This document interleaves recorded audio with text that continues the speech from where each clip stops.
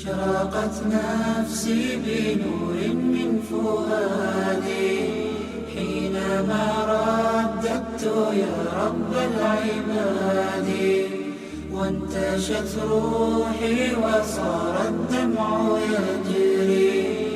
يا إلهي خذ بقلبي للرشاد.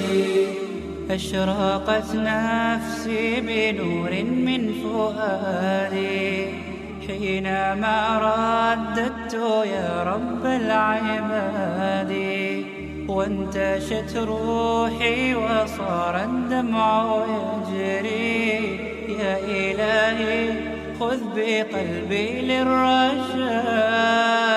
أشرقت نفسي بنور من فؤادي حينما رددت يا رب العباد، وانتشت روحي وصار الدمع يجري.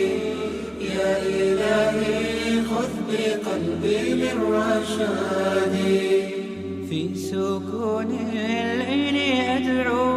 हमारे शयूख को मैं सलाम पेश करता हूँ कि उन्होंने इतनी अट्रैक्टिव एग्जीबिशन सेलिब्रेट की हैं और अल्हम्दुलिल्लाह माशाल्लाह अच्छा प्रोग्राम था कुरान पाक के हवाले से।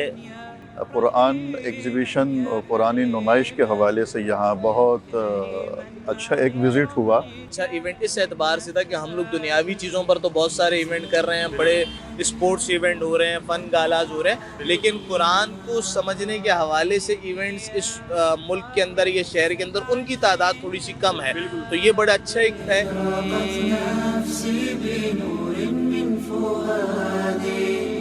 حينما رددت يا